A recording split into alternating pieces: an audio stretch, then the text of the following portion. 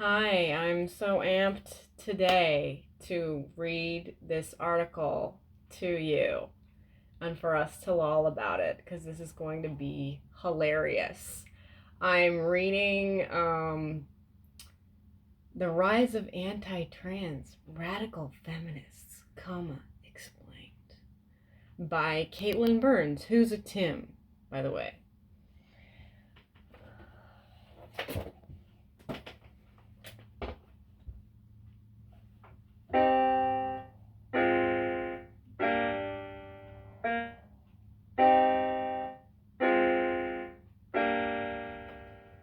He's a Tim, and he doesn't have a profile picture on Vox, and I don't really think there's much to say other than he's a Tim and lol about that. Anyway, okay, let's read this article.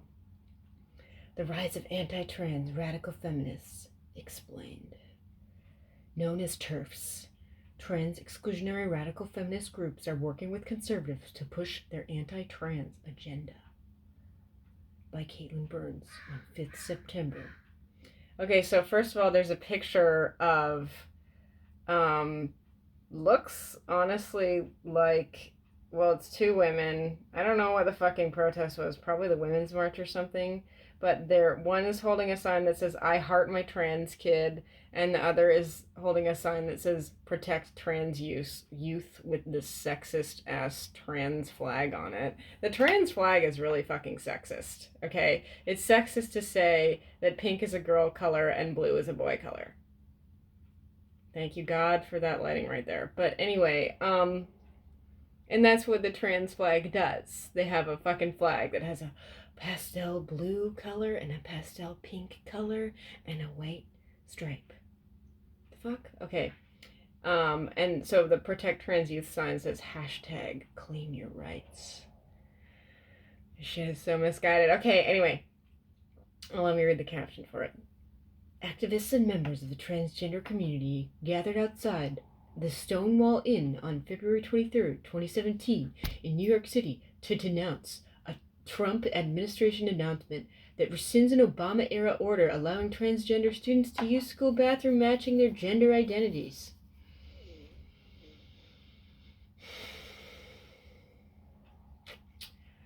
Okay, here's the article.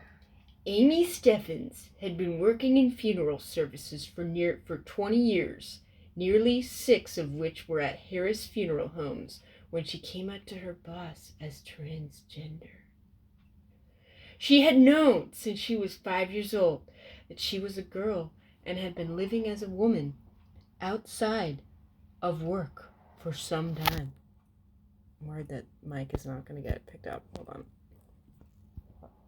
Okay, I think it will. Though she loved her job at Harris, where she had worked her way up from apprentice to funeral director, she felt she had to hide when she was there until she couldn't any longer. In 2013, she gave the funeral home's owner, Thomas Roast, a note that said she also shared with friends and colleagues.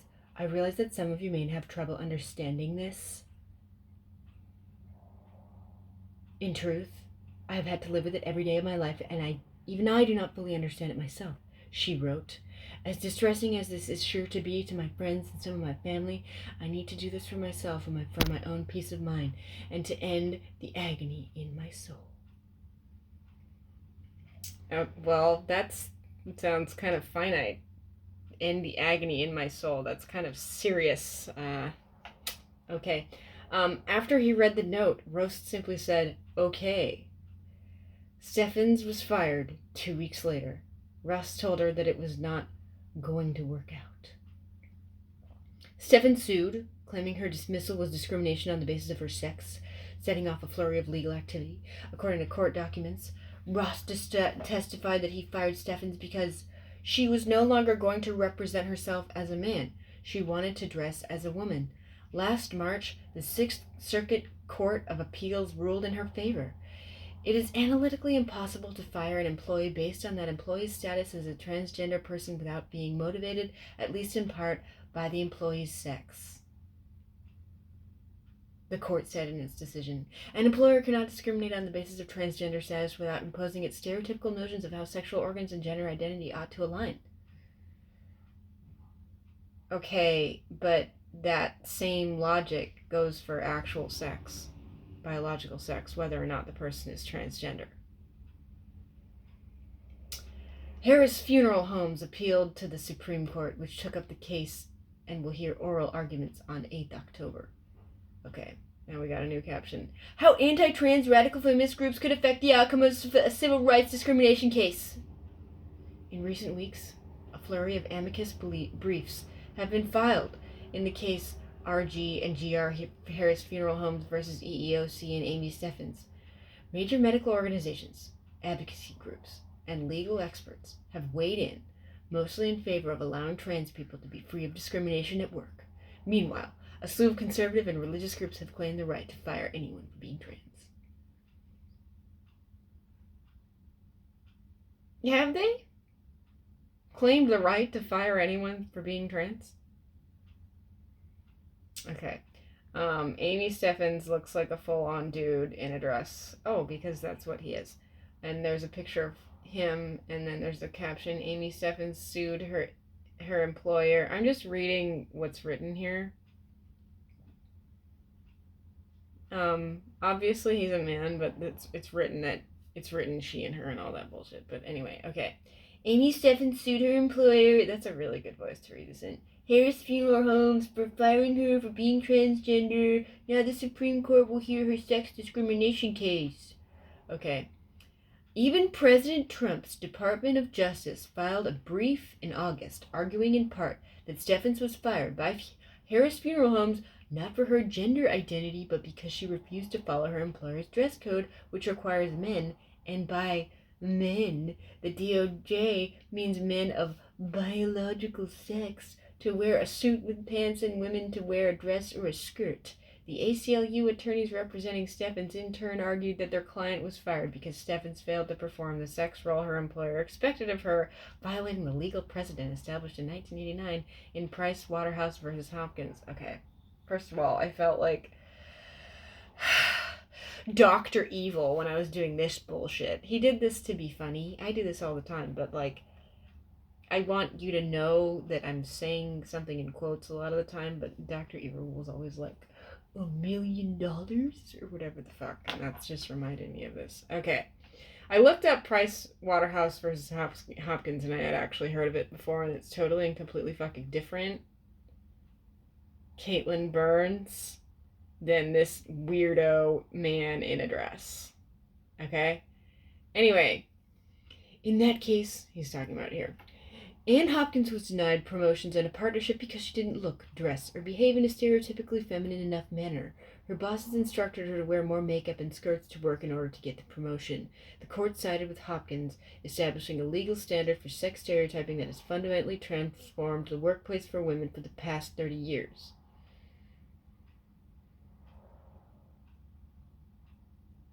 Okay, that's good, but it doesn't really apply to a transgender. I guess it could. Anyway, now that precedent is being put to the test and joining the Trump administration and conservatives in the fight over sex-based discrimination and stereotypes are several somewhat unexpected allies, so-called radical feminist groups with long records of opposing the rights of transgender people.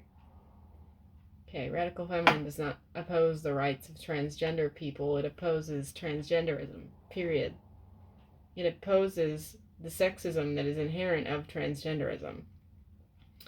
And it is also staunchly pro-women's rights. Okay? So being pro-woman is not being anti-trans. Anyway.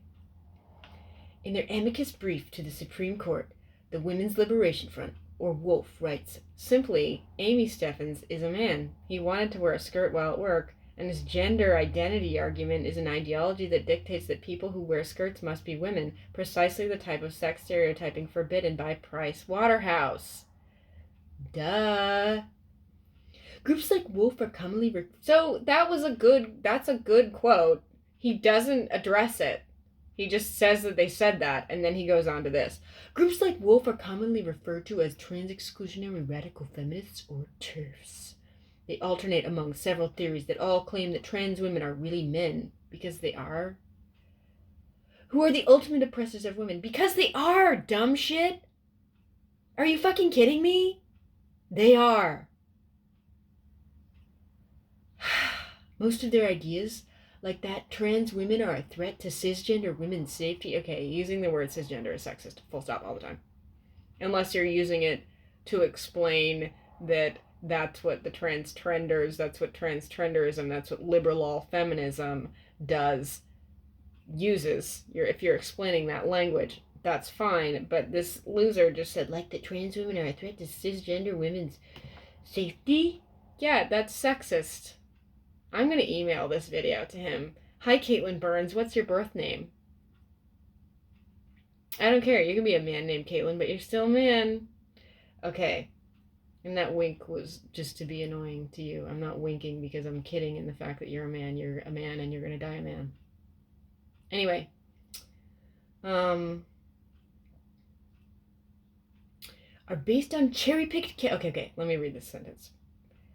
They alternate among several theories that all claim that trans women are really men who are the ultimate oppressors of women. Most of their ideas, like that trans women are a threat to cisgender women's safety, are based on cherry-picked cases of horrific behavior by a small number of trans people. You know what, asshat? Once is too many times.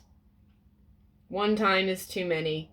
And this has happened a number of times where transgender men have preyed upon girls in bathroom and have preyed upon women in bathrooms. Okay, and have preyed upon women elsewhere.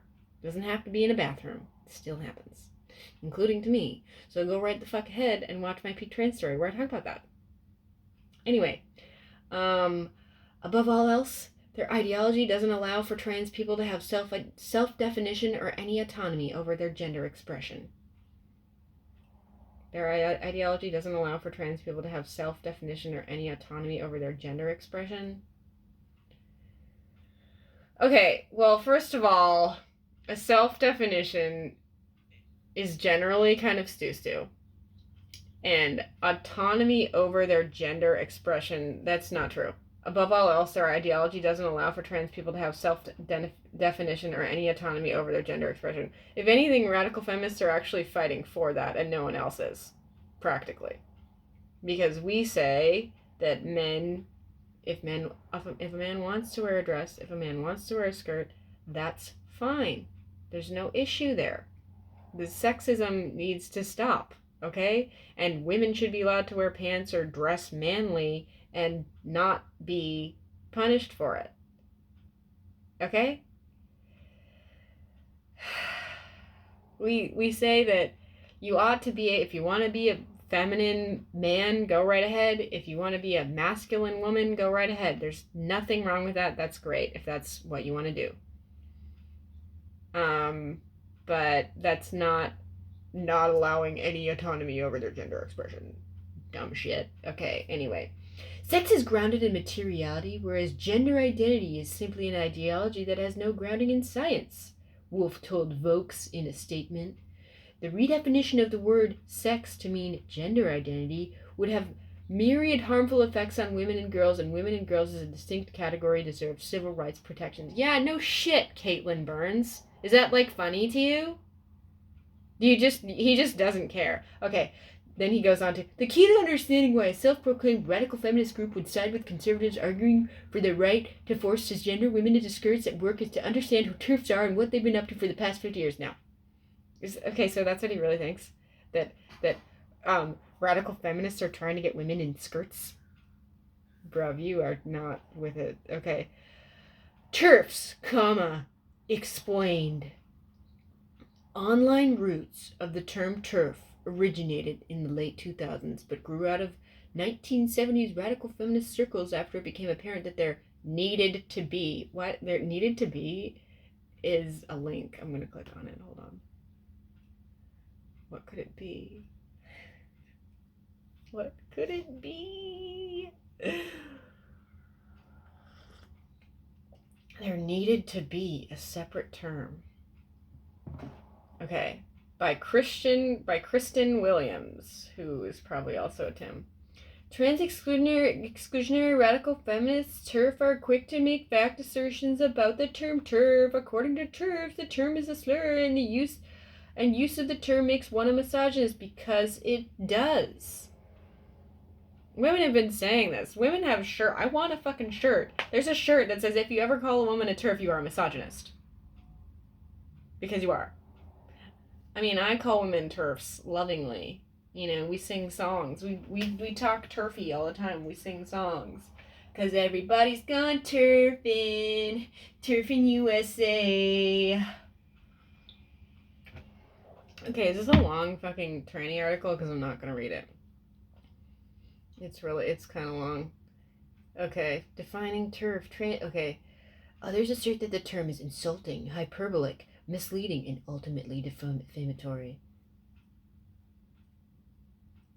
Okay, again, this is men mocking women, like they've been doing forever. They mock us. We say something seriously, and they're like, oh, ha, ha, ha, that's so funny. You're a dumb bitch. Used to it. Okay.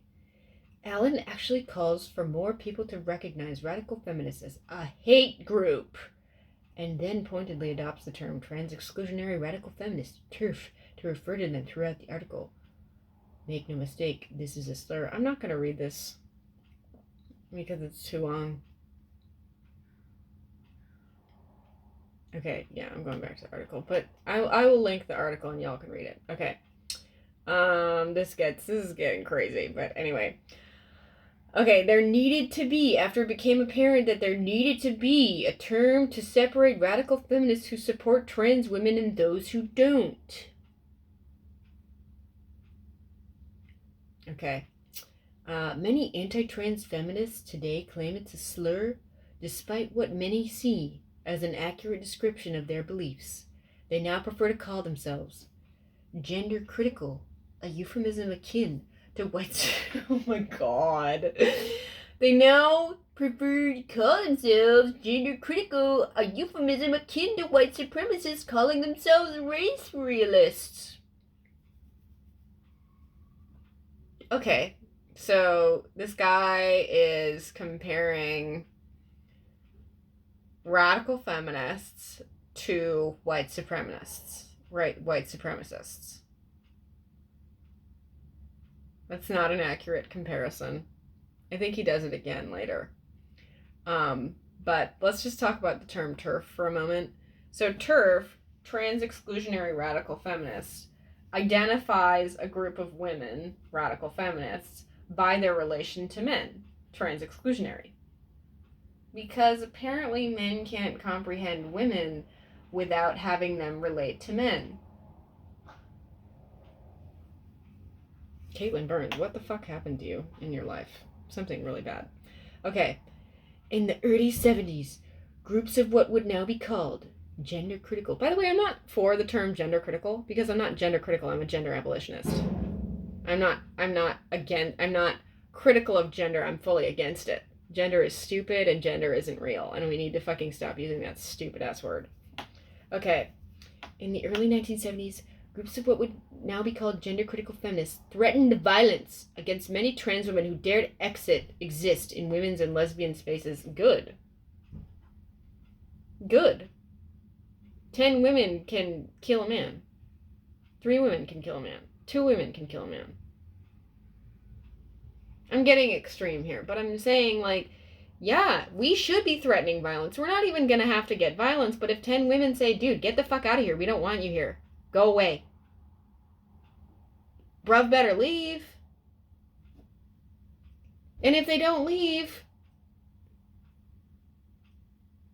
fuck that guy up. For real.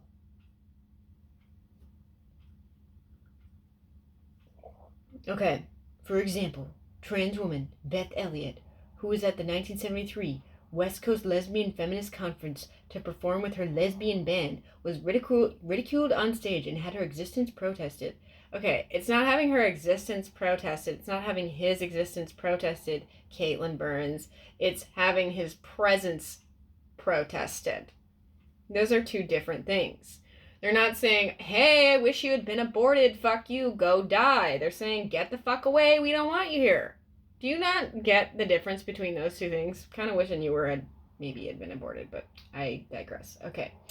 By the way, that's a thing. Forget Caitlin Burns here, but like kids who aren't actually really truly wanted by their parents, no, they figure it out.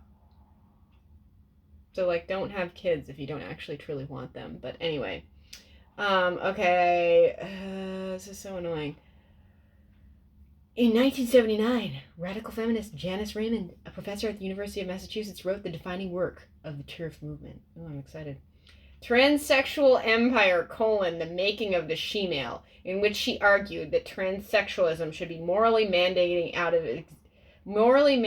out of existence, mainly by restricting access to transition care, a political position shared by the Trump administration. Soon after, she wrote another paper, this one published for the government-funded Health and Human Services linked National Center for Healthcare Technology. The Reagan administration cut off Medicare and private health insurance to coverage for transition-related care. Well, today, I learned something that Reagan did that I actually like. That one thing.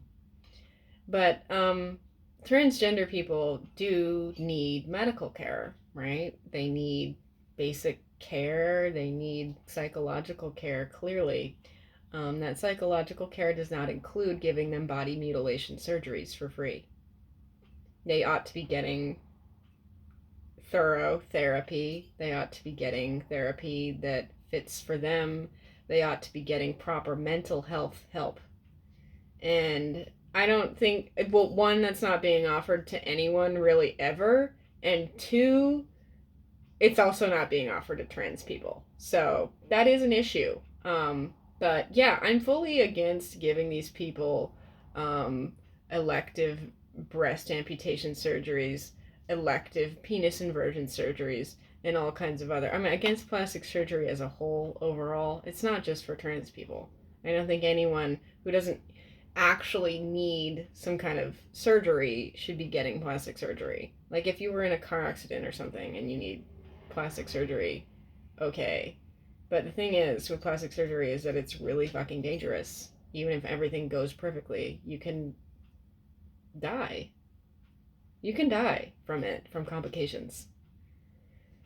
Anyway, okay. After those early flashpoints, the dispute between trans people... Wait, did I read this whole thing? Yeah, I did. Okay. The dispute between trans people and gender-critical folks simmered for the next 20 years. One exception is the high-profile conflicts at the Michigan Women's Folk Festival, or Mitchfest, which caught plenty of attention. In the 1990s and early aughts, pro-trans festival attendees organized Camp Trans, a space specifically welcoming to trans women who were otherwise banned from attending the event. Just don't go. Have your own goddamn training camp if you want to so badly. That's specifically for women. Get the fuck over it. Like, I don't understand this. If Latino women were having a discussion only for Latino women, I wouldn't fucking go in there and be like, can I participate? I'm not fucking Latino. That's not okay for me to do. Or disabled women. We're having a discussion about being disabled. And they wanted it to be only disabled women. I wouldn't fucking go in there and be like, I'm trans disabled? Okay.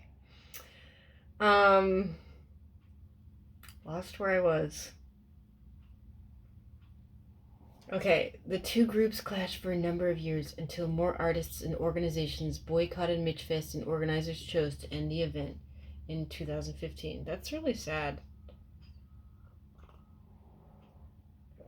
It's really too bad that Mitchfest has been canceled. Honestly, I'm kind of thinking it's because it is having to do with all the harassment and bullshit that trenders give them. But women need to fucking stand their grounds. Women need to say no. No, we are allowed to do this. Y'all can't stop us. Someone needs to get Mitchfest back. Please, thanks. Okay. However, I just saw, what's his name? Laverne B. Cox.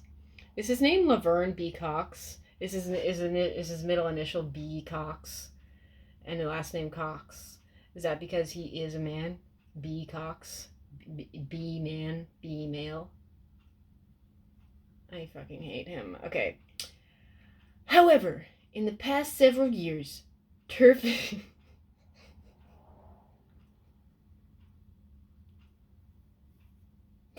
Turfism. I haven't seen that since I was a wee libfem. And when I was breaking free from the libfems. Turfism. Trans exclusionary radical feminismism has found new life and fostered fertile recruiting ground in many online spaces. Though trans people experienced a dramatic increase in visibility with the rise of trans actress Laverne Cox. Oh, I don't think his middle initial is B. I thought it was B. May as well be. Laverne Cox and Caitlyn Jenner's headline-grabbing transition, that visibility has resulted in growing cultural backlash. While the majority of that backlash is simply a continuation of the conservative-driven culture war, some extreme feminists have decided that trans rights go too far, and they do.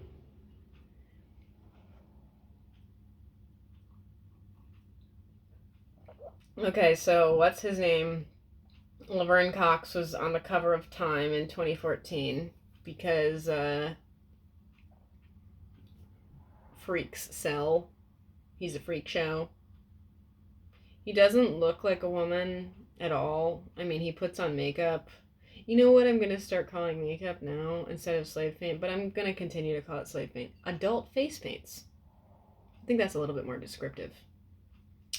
So he's wearing adult face paints. He's got on clearly a wig. The trans and he's just standing in his rape shoes and his sheath dress, which are horrible to walk in and make you really fucking tense, but you know, performative femininity, so it's necessary. And the caption says, "The Transgender Tipping Point, America's Next Civil Rights Frontier" by Katie Steinmetz. Y'all, fuck all the way off.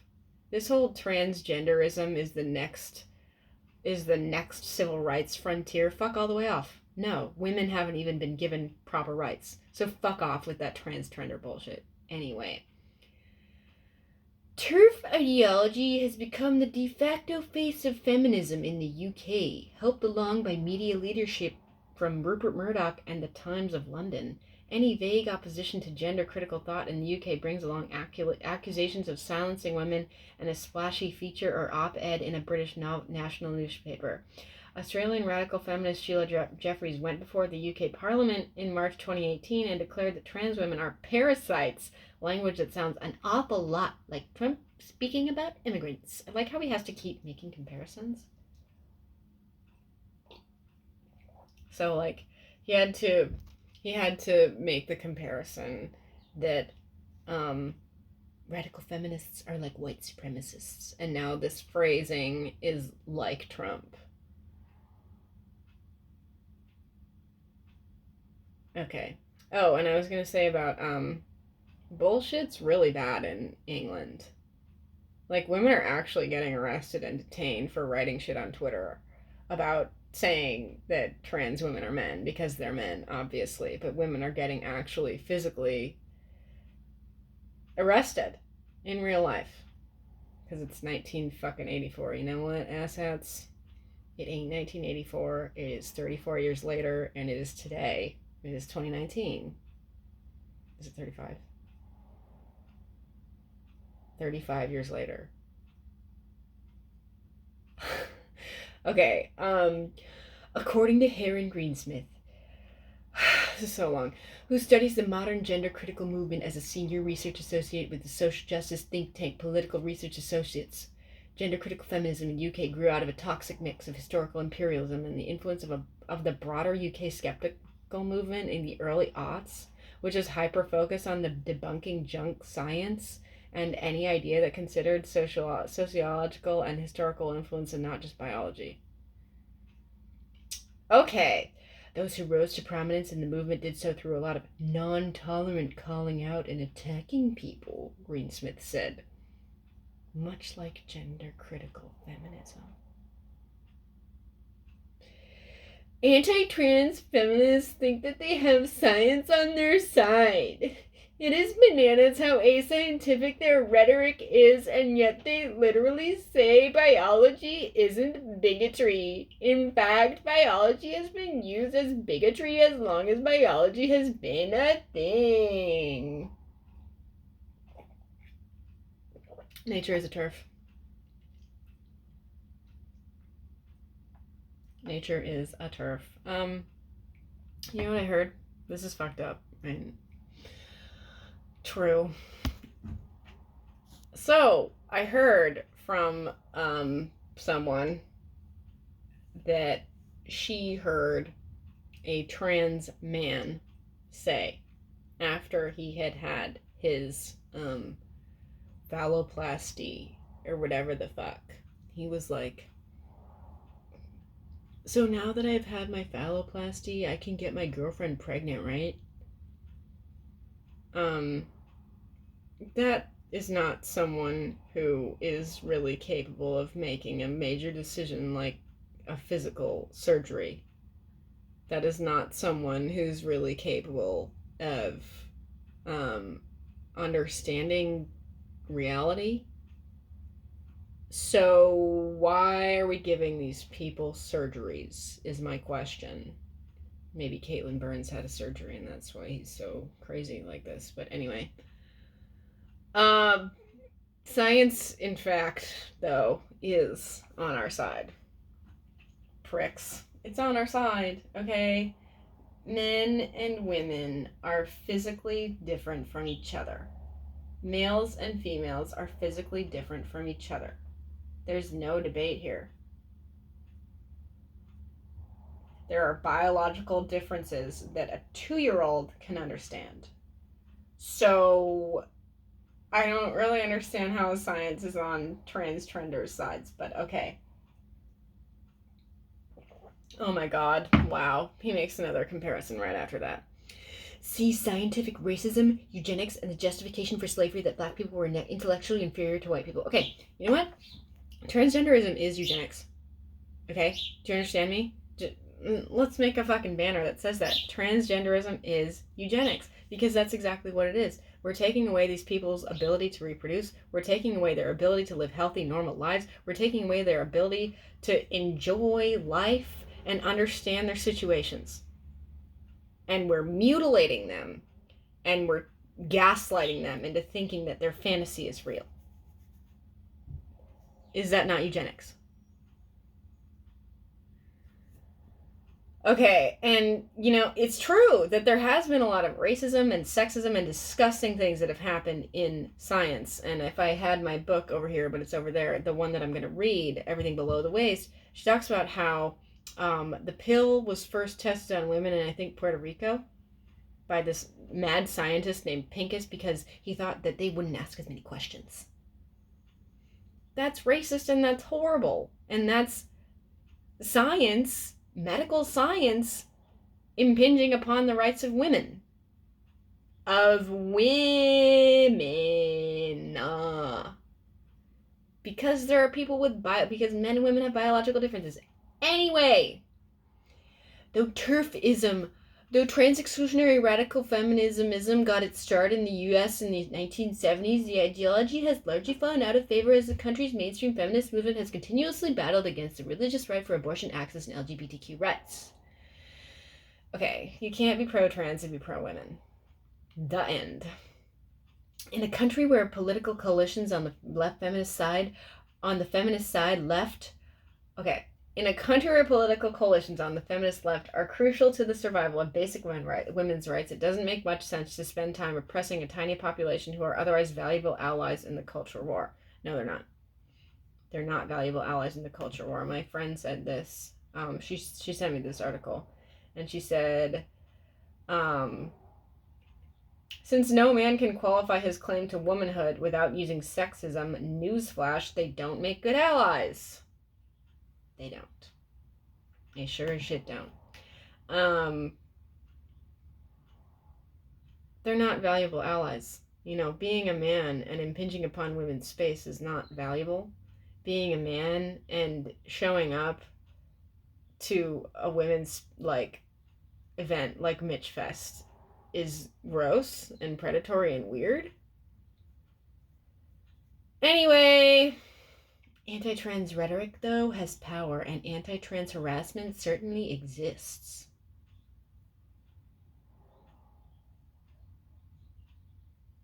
Okay. Anti-trans harassment certainly exists.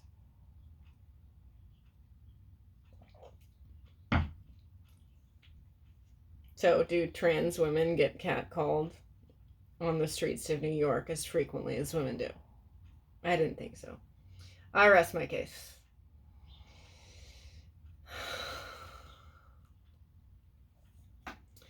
Anti-trans rhetoric, though, has power, and anti-trans harassment certainly exists.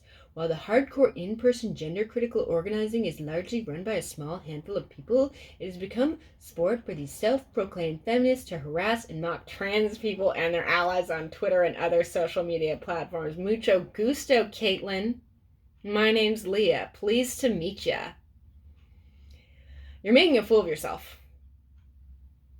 Okay? That's not my fault. And it is my right to make fun of you because you ought to be made fun of because trans men, trans trenders like you, Tims like you, hashtag Tims like you are hurting hashtag terfs like me. Okay? Tims like you are fucking everything up for women and making the feminist movement not work. So thanks for nothing, prick. Anyway. Check out some of the 80-plus replies to a tweet last month by prominent feminist writer Sadie Doyle promoting a piece she wrote denouncing TERFs. Some accuse Doyle of being a handmaid of the patriarchy. A common insult lobbed at cis women who ally with trans people. You're a hop. You are a hop in that case. If you're allying with trans people and putting women under the bus and on the back burner in order to prioritize trannies.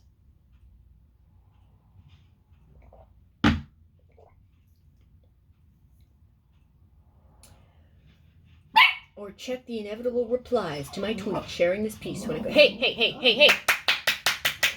Come here. Stop. Check. Check. Stop. Not right now. But probably where gender-critical feminism has the potential to wield the most influence is in government. US-based gender-critical feminist groups like Wolf and Hands Across... I don't know about Hands Across the Aisle. Do y'all? I'm not going to click on that link right now, but I've never heard of Hands Across the Aisle. Groups like Wolf and Hands Across the Aisle, which sent a letter to the Department of Housing and Urban Development in favor of barring trans women from women's homeless shelters, are happy to work alongside conservatives to limit the rights of trans people, even if those same conservatives want to pass legislation limiting their reproductive rights. Yeah, you know what? That is a problem. I will give you that, Caitlin Burns. I think I'm halfway through your article and you make a valid point. And that's, I don't really know why that radical feminists supposedly are allying with these anti-woman groups. I will not take any type of help from a pro-liar group. I will not take any type of help from an overly religious group that uses religion to suppress and oppress women. So I don't really know why other radical feminists are doing that. Anyway, okay, there's another. Why are there so many headlines? Okay, I guess this is a really big article. Okay, Poppy, stop. Please stop. Okay. TERFs treat trans women as predators and trans men as victims of the patriarchy. Trans men as victims of the patriarchy. Well, that's true. Gender-critical feminism, at its core, opposes the self-definition of trans people, arguing that anyone born with a vagina is in its own oppressed sex class, while anyone born with a penis is automatically an oppressor. I mean, not like at birth, but that's what they grow to be. Generally. I think I've said this in another video. It's a question that might haunt you. So if you have men in your life, if you have your grandpa, your brother, your dad, your uncle, your cousin, your boyfriend, your husband, would you like him if you were a completely different person, not related to him, not affiliated with him? How do you think he would treat you? Would he treat you well? Do you think he treats women well, or is it just you? It's a question I like to ask. Okay. Oh my god, I'm so sorry about crackheads at my dumpster. Anyway, I could get into some other shit right now, but I'm not going to. Okay, gender critical feminism at its core opposes the self-definition of trans people, arguing that anyone born with I just read that. In a TERF world, oh my god, in a TERF world. In a TERF world, gender is a system that exists solely to oppress women, which it does through the imposition of femininity on those assigned female at birth. Okay, why are they still saying this female at birth, male at birth bullshit? It's so dumb. It only makes sense if you have ambiguous genitalia, which 98% of people do not have. Legally redefining female as anyone who claims to be female results in the erasure of female people as a class. No shit! Wolf wrote in its SCOTUS brief. If, as a matter of law, anyone can be a woman, then no one is a woman, and sex-based protections in the law have no meaning whatsoever. Obviously, Caitlin Burns. I don't know how you can, one, read that, two, maybe retype it, maybe he copied and pasted, I don't care, but he included it in his article, and, not get it. This concept of gender as a system would be relatively sound if not for the existence of LGBTQ people. Gender and sex-based oppression can be imposed on a range of people who are assigned male at birth, like gay men and, of course, trans women. In practice, however, the movement more closely resembles an organized hate campaign against a marginalized community, whether that's through online harassment or filing briefs in landmark civil rights cases. Adherence to TERF ideology treat trans women, trans men, and non-binary people much differently. What the fuck is non-binary? Isn't that just someone who's not gender conforming?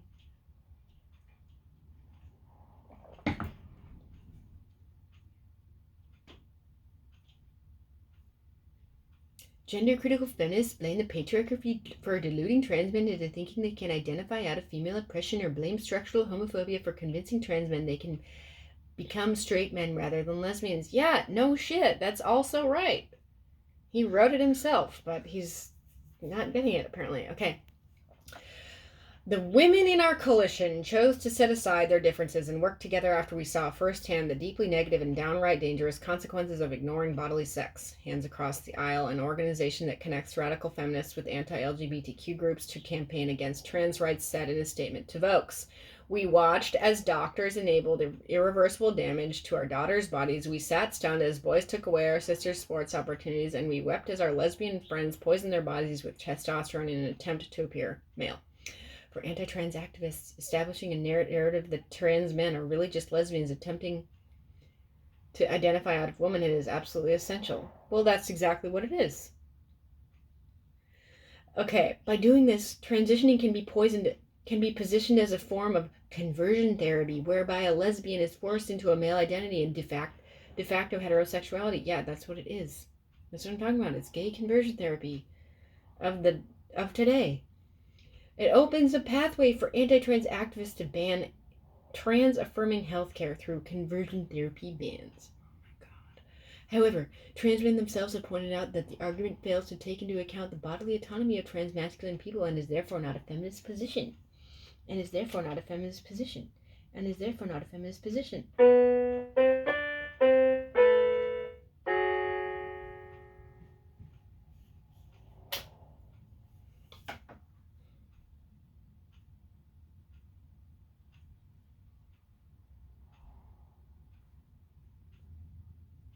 Trans author Jay Hulme recently described in a recent blog post redundancy, why and how gender-critical feminists work to get trans men to return to womanhood and ultimately detransition.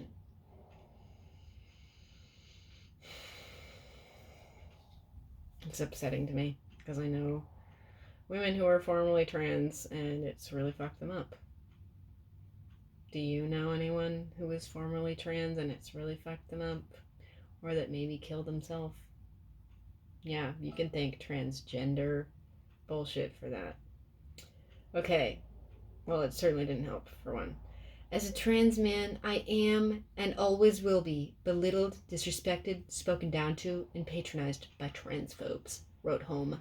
After all, they think I've been brainwashed and fooled into thinking I'm a man. What could I possibly know? What value could my words or experience possibly have? This is again anti-feminist. The idea that trans men are just foolish women whose words cannot have any value is deeply troubling and mirrors patriarchal behaviors towards silly girls, no matter how old or how accomplished the women in question actually are. She even said women! No matter how old or accomplished the women in question actually are. She knows she's a woman. She knows she can't change her biological sex.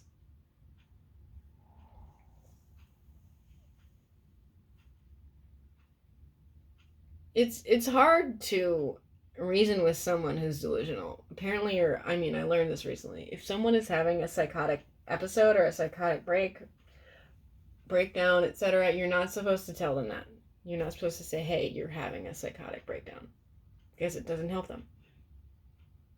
So how do we, I'm asking y'all, how do we help trans people, really? By not teaching them trans rhetoric, for one. Okay, non-binary people, meanwhile, are often dismissed in discussions by gender-critical feminists. Yeah, because they're fucking weirdos. You can't be non-binary, idiots. That's not a thing. Non-binary people muddle the scientism that anti-trans feminists rely on to justify their gender essentialism, so they choose not to acknowledge non-binary existence or agency, said Greensmith, when not erasing them entirely. That's a link, I'm clicking it. When not erasing them entirely. My friend Brooke said that thing about men being allies. She's talking to me.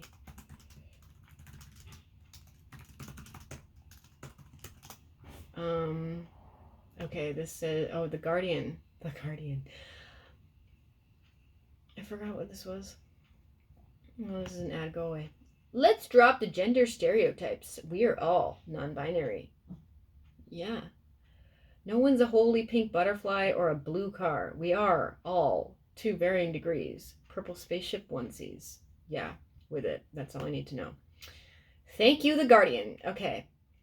But she was erasing them entirely by saying that everyone is non-binary. So she's not, so she's saying, so these binary people, these non-binary and these NBs are like, I'm non-binary. And she's saying, well, everyone's non-binary. That's not erasing them. Dumb shits. Okay, TERFs will often parrot right-wing rhetoric by mocking non-binary people, suggesting they are attention seekers who don't understand their birth sex. Yeah, something like that. Okay. How fear is weaponized against trans women. Gender-critical propaganda is almost entirely focused on the supposed depravity of trans women, citing rare cases to paint trans women as threats to women and children. Yeah, like I said before, this idiot can't comprehend women outside of relating to men. He can't comprehend feminism outside of it relating to men, because he's a man. And he doesn't have a fucking brain, apparently. Okay. TERFs often point to the case of Karen White. White was in prison for sexual assault when this bullshit. When she came out as a trans woman and applied for a transfer to a women's prison. Once there, she allegedly raped several fellow prisoners before she was eventually caught. Shocker! Prison officials later admitted that they did not follow existing safeguarding procedures in granting the transfer. As a rape survivor myself, here we find out what happens to him. I find White detestable and am outraged that prison officials were so lax with their procedures and allowed White access to a vulnerable population of women. Where I differ from gender-critical feminists is I don't agree that White is representative of all trans women. Gender-critical feminists essentially believe the existence of trans women's penises in women's space represents an automatic risk of rape. Because it does! Caitlin, I'm sorry. Chances are you were raped by a man, bruv. Maybe you should deal with that instead of being trans. That's often why people become trans, is sexual abuse as children.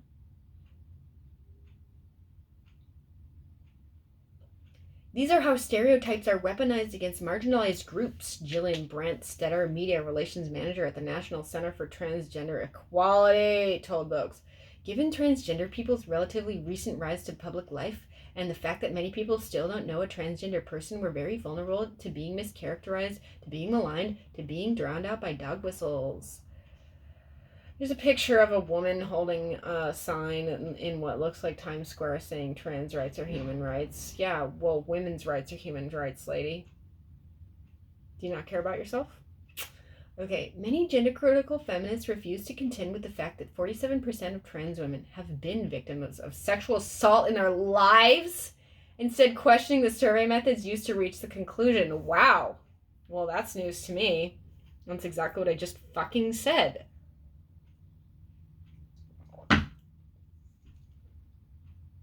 However, many trans people don't see how such questioning is any different from cis men who claim women are falsely accusing men of rape in ever larger numbers, because that's the same thing.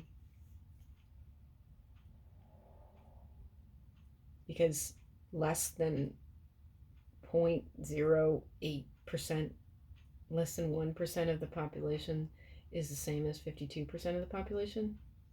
Rape is bad, whether it's committed against women or men. But guess what, dumb shit? Because men are biologically, physically stronger than women, women are raped more often than men. Male violence is real. Get over it. I was going to say earlier, this whole not all trans people or whatever the fuck is another hashtag not all men. So tired of hearing that. Okay. This supposed concern for cis women and children, supposed concern, actually it's real concern, has become the primary method for radicalizing gender-critical feminists, similar to how Islamophobes play up threats of gang rape of white women by Muslim men. Okay, he's making another comparison that doesn't really make sense. Or white supremacists, another one, have historically painted black men as sexual threats to justify segregation. Defending the purity of white womanhood has always been a significant axis of common bigotries, and gender-critical feminism operates in the same fashion. With stranger danger drilled into the heads of women and girls from a young age, anti-trans feminists can easily paint the other as a constant sexual threat, despite the fact that studies have repeatedly shown that women are most likely to be sexually assaulted by someone they already know. Yeah, well, maybe they know their transgender coworker or their transgender classmate or their transgender fellow inmate. Maybe they know him. If trans people are given anti-discrimination protections, Wolf writes in this brief, it will mark a truly fundamental shift in American law and policy that strips women of their right to privacy, threatens their physical safety, undercuts the means by which women can achieve professional and educational equality, and ultimately works to erase women and girls under the law. Duh! With its hyper-focus on the threat, I don't even know if I can read this whole thing. Okay, I'm gonna stop there because I'm fucking tired of this shit. No, I'll go on a little longer. This is already really long. Okay.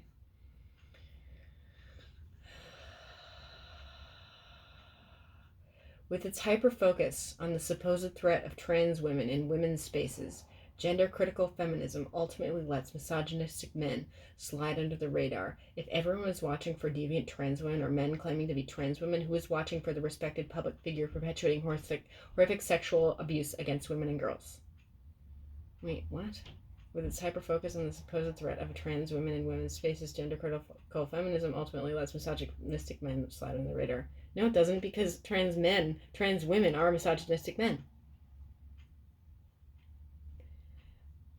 If everyone is watching for deviant trans women or men claiming to be trans women, who is watching for the respected public figure perpetuating horrific sexual abuse against women and girls? Okay, he's saying that women are too wary of trans women and not wary enough of men. Yeah, that's not true. Sorry, are you a woman? Oh, no, I didn't think so. Okay. Online turfism has infiltrated academia and often manifests into more harassment.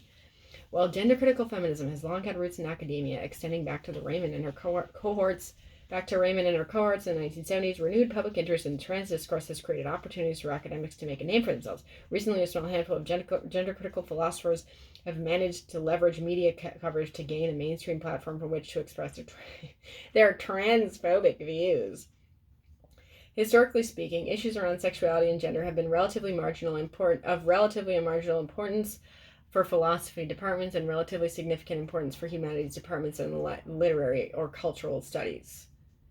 Grace Lavery, a trans woman and professor of 19th century British literature at Berkeley, told Vokes, that distinction, or that institutional boundary, has begun to fray. I think that's because those, let's be real here, those departments are frequently very liberal, and other places aren't as liberal. Other departments aren't as liberal. Okay. Gender critical philosophy has become a sort of cottage industry where previously unheralded academics can achieve an online following by reciting the theory du jour, online radical feminist spaces.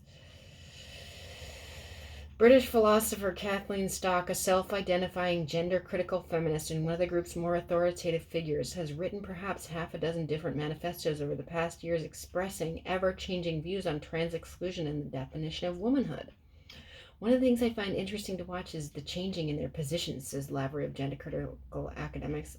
I really hate the term gender-critical. Everyone stop using the term gender-critical and start fucking saying gender abolitionist. I think they imagined that the questions they were asking would have easier answers than they did. I think, for example, they imagined earlier on that it was going to be quite easy to use chromosomes as a basis for a kind of biological sex distinction, binary sex distinction, and they've now more or less entirely abandoned chromosomes as a singular determinant, as far as I can tell. Graduate philosophy student Krista Peterson has spent quite a bit of time tracking the positions on social media activity of gender-critical philosophers, and she explained why these philosophers seem to change positions so frequently. What's happening here is a popular movement that's coming into academia, rather than these people having philosophical projects on this stuff that gives them these conclusions, she told Vogue. They're getting what they were representing as philosophical conclusions from gender-critical subreddit and other people on Twitter. Okay, so academia is coming from Twitter. Is that a problem? Probably. I did a video in French, and a French person said that this whole transgender bullshit is coming to France. Is like gaining traction in France, which is a problem. It shouldn't be gaining traction anywhere. Like, we already have enough goddamn proof that this shit is bullshit here from the US, so like we can stop now. We can stop now, everyone. Okay, earlier this year, Lavery decided to step into the debate because, as a tenured professor, she felt like she was one of the few trans academics in a position to push back on the growing anti-trans rhetoric she was seeing around her. After initially dipping her toe into the discourse, she wrote a piece that was critical of Stock. Two gender-critical journalists shared Stock's response, and that's when Lavery really started feeling the heat. It led to a massive explosion of online harassment, which I just didn't see coming at all, she said. People in the seemingly hundreds started trying to find me and just write insulting things about me, and that escalated to the degree that it was totally out of control. At one point, people were posting the names and contact details and photographs not only of me, but also my colleagues at UC Berkeley online. Wow, that must feel horrible. I know exactly how that feels, and that's not okay for anyone to do, ever. To anyone, even a transgender person, obviously.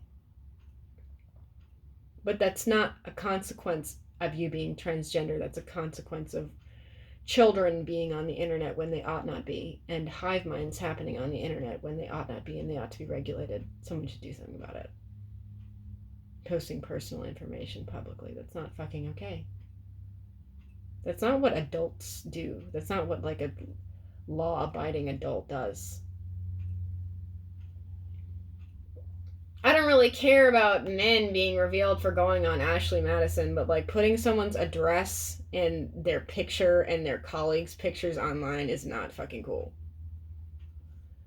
Generally, among academics, the work of their gender-critical peers is viewed as legitimate academic work, trusting the credentials of the philosophers who have jumped into the issue. However, when Salk was invited to speak on her views on gender sexuality at the Aristotelian Society in early June, her speech drew protest from several philosophers attending the conference.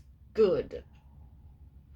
In recent years and months, attacks on the trans community have been led by a number of prominent philosophers and are made to seem legitimate due to the unwillingness of the wider community to speak up and protect its most vulnerable members.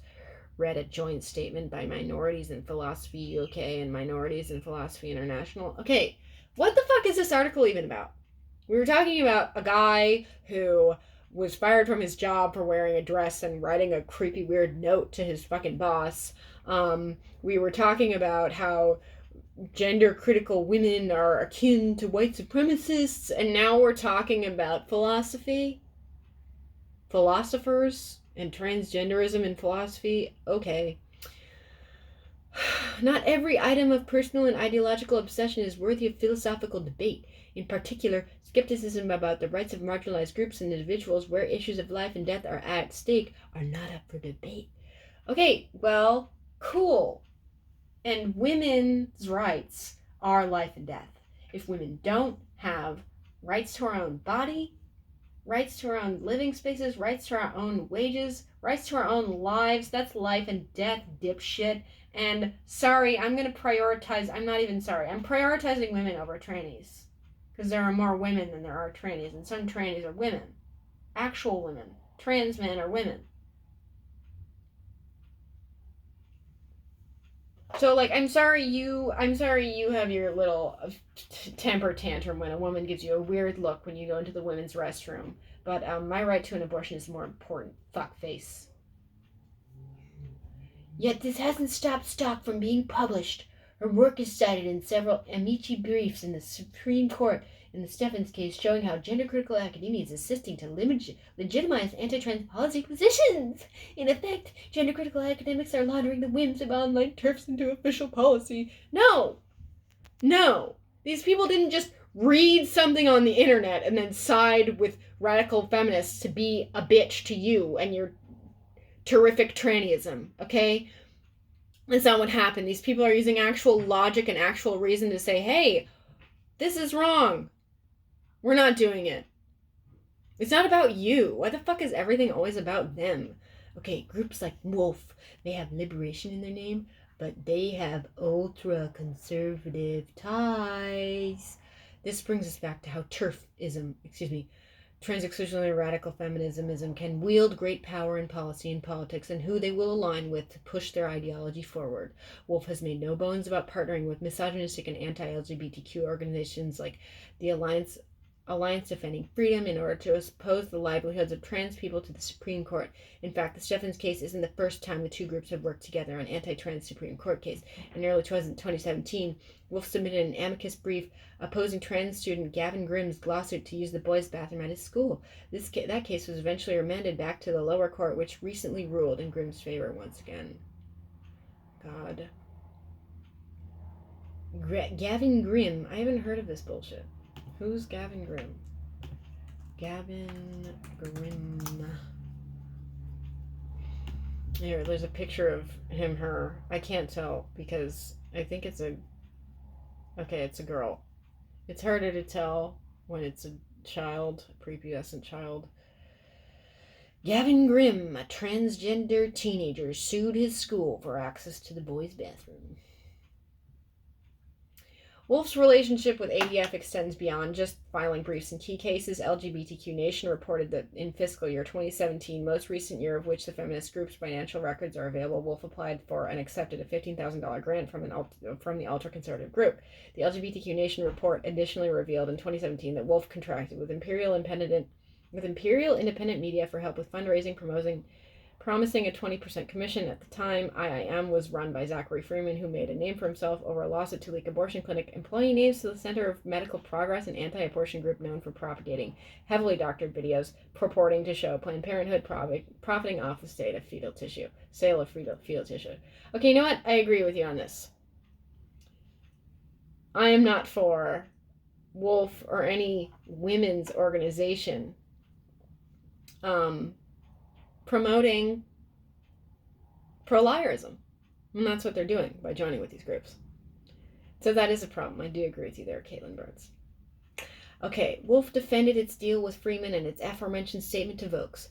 Wolf has never hired anyone who endangered the lives of abortion clinic workers, it said. Wolf did once enter into a contract with someone who had previously exercised his rights under the Freedom of Information Act related to materials that had nothing to do with Wolf. Also, in a statement, Wolf defended a recent blog post that attacked Planned Parenthood's commitment to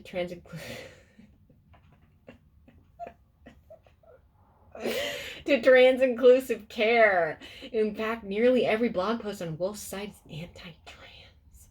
Posts arguing against trans women in women's prisons, trans girls in girls' sports, and trans women in women's homeless shelters. Yeah, no shit, Sherlock. There's little call to any feminist issue that isn't an attack on trans people at its core.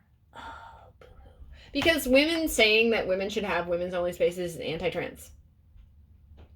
This is like these idiots against Black Lives Matter who are like, all lives matter, shut the fuck up. We're talking about black people specifically here.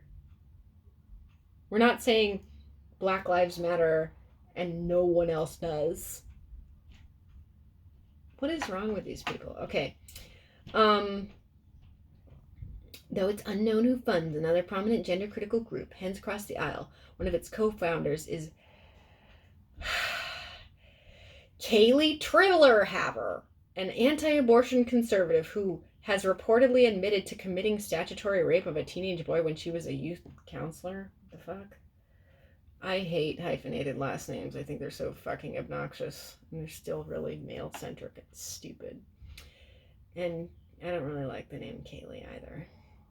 Kaylee Trillerhaver. Okay, well, Kaylee Trillerhaver for being pro-liar and rape. I don't like her already. Anti-trans alliances with conservative groups are by no means new for gender-critical feminists. During the Irish referendum on abortion rights in 2018, some British gender-critical feminists withheld support for campaigners who supported abortion rights, citing the trans-supportive attitudes of Irish feminism, going so far as to schedule an anti-trans meeting in Dublin at the height of the campaign season. That would have been cool. I agree that's a problem. This is a real problem. Conservatives, have to stop being pro-liar. Y'all have to stop being pro-liar. Period. The end. You don't have to be pro-abortion like me, but you can have a fucking different position than pro-liar, because pro-liarism hurts women and kills women literally every day. And it hurts children. I don't know what the deal is. Okay. Irish feminists responded with a scathing open letter denouncing the event and reaffirming their support for the womanhood of trans women. In January, the Conservative Heritage Foundation, that's some pro-liar bullshit, but held an event in Washington, D.C. featuring members of Wolf to discuss the Equality Act and their opposition to trans rights. 2 days later, prominent British anti-trans feminists Kelly J. Keane Minshall, also known as Posey Parker, and Julia Long, who had been in town attending at the panel, stormed a Capitol Hill office where Human Rights Campaign National Press Secretary Sarah McBride had just concluded a meeting between parents of trans children and legislators. God! The Heritage Foundation told Vokes it had nothing to do with Keane Minshall and Long being in the U.S. It had no contact with them before or after January 28th event and have zero connection to them, to anything they did afterward. They filmed themselves yelling and taunting McBride with their personal gripes at the trans movement, accusing her of not caring about lesbian girls. Well, she probably doesn't. McBride, to her credit, didn't take the bait, remaining stone-faced and focused on her computer screen while a coworker attempted to de-escalate the situation. Joss Pryor.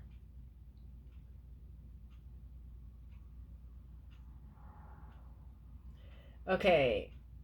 Joss Pryor writes, thread, Kelly J. Keane Minshall, Posey Parker, and Julia Long have gone to a trans woman's place of work to intimidate and bully her for her work at Human Rights Campaign. In the U.S., they have proposed an Equality Act, much like the one that supports and protects minorities. Okay. Whatever. I'm just going to carry on. I want to finish this shit. Brandstetter compares the deployment of so-called feminists to oppose trans rights to the white nationalist movement rebranding themselves as the alt-right to achieve a veneer of respectability.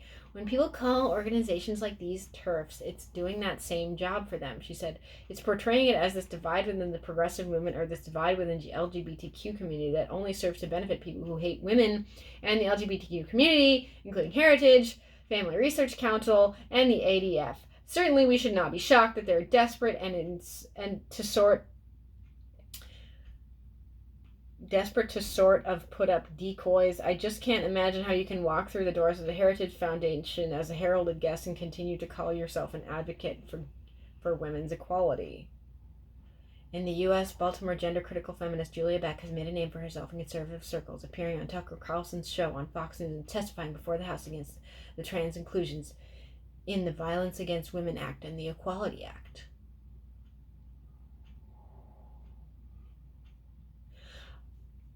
I sat 10 feet from Julia Beck in the House Equality Act, hearing and heard her say the violence faced by transgender women is a myth. You know what? It is.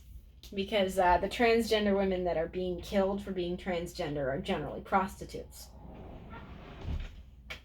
That's how transgender women get killed. All these people who say, oh, transgender women, oh, they're getting killed all the time. Oh, I can't go outside because I'm going to get murdered. They are prostitutes. Who the fuck buys prostitutes? Men do. Men buy transgender prostitutes because they're secretly gay or some shit. I don't know. But often they find out a transgender prostitute is in fact male and they kill him.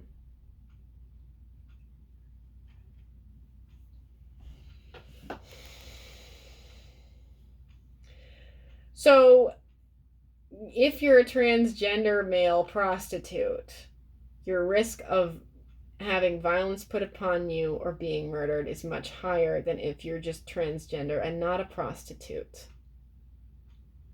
Anyway, the violence faced by transgender women is a myth, said Brandstetter, who noted that anti-trans feminists like their conservative partners have begun pushing a claim that trans people do not face much discrimination and violence, an assertion without evidence. Not 24 hours before she said that, not 2 miles from where she said that, Ashanti Carmen was murdered on Eastern Avenue in D.C. I think it's telling that they have promoted this trans violence trutherism in order to feel justified in their own hatred. Lol. Yeah, no. According to Greensmith, Beck employed the divisionary tactic of spouting inaccuracies, forcing those enlarged in debate to constantly refute them rather than engage with the real issues. Everything she was saying was a lie, said Greensmith, referring to Beck's testimony. We keep getting trapped in that cycle of promoting what she says is wrong. Here you and I are saying, but in fact, 24 hours earlier, a trans woman was killed. There will always be a trans person getting harmed because that is a reality of prostitution.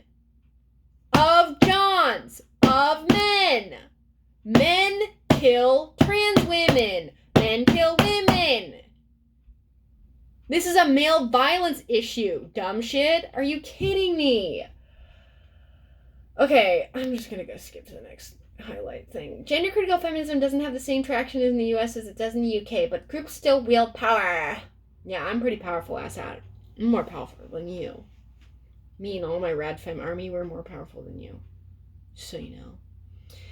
In fairness, several prominent gender-critical feminists have themselves announced the movement's cooperation with anarcho-conservatives such as Jean Hatchett, who cited Wolf's connection with the ADF in a blog post stating her opposition, but those appeals haven't appeared to show down the merging of terfism with the larger conservative political apparatus.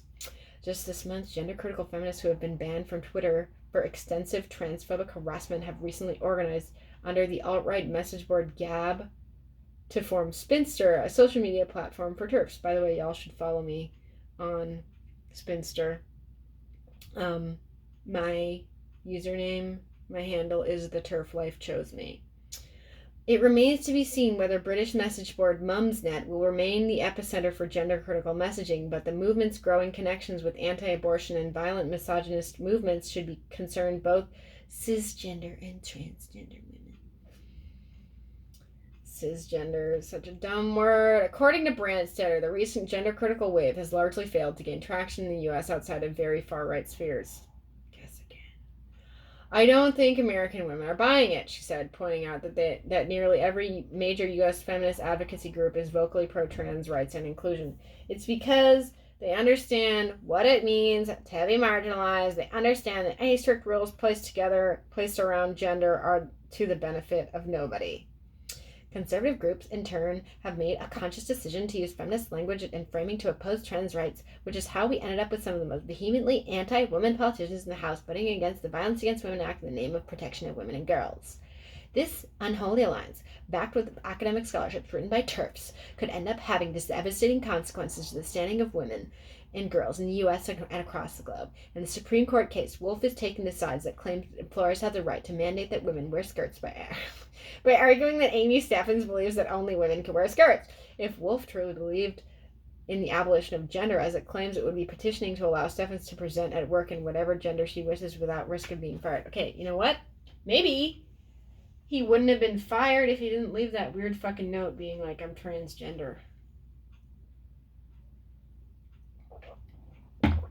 Not a lot of jobs require you to talk to people who have had a family member just die. It's kind of a different realm that a lot of people aren't familiar with. And I imagine it wasn't just that got him fired. That was probably the final straw, though. Wolf's argument reveals the big gender-critical lie. It's more important to TERFs to put cis women in a stricter box and enforce sex-based dress codes than it is to give trans women equal employment rights. The fuck? And if TERFs prevail, then all women and non-binary people lose. No, if TERFs prevail, all women win. Hashtag TERFs prevail. Okay, let me read this italicized bullshit. Caitlin Burns is a freelance journalist based in Washington, D.C. She was the first openly transgender Capitol Hill reporter in U.S. history. Her other work can be seen in the Washington Post, Teen Vogue, Vice, and many others. Well, no wonder her work is in fucking Teen Vogue and Vice, fucking liberal all bullshit. Correction, an earlier version of the story cited links that appeared on Hands Across the Aisle's website. The links to various groups do not reflect any known ties. This piece has been updated to include a statement from the Heritage Foundation. Honestly, this is what I keep saying about transtrenderism, is to define transtrender, you have to make a paragraph, use a paragraph that's like this fucking big. If you can't explain something in simple language and you have to do all this fucking goddamn web spinning and dilly-dallying, whatever the fuck other term it is, you're probably wrong. This is a really fucking long article and almost all of it was bullshit. However, I do agree with him that radical feminist groups ought not ally with anti-abortion groups. Anyway, the whole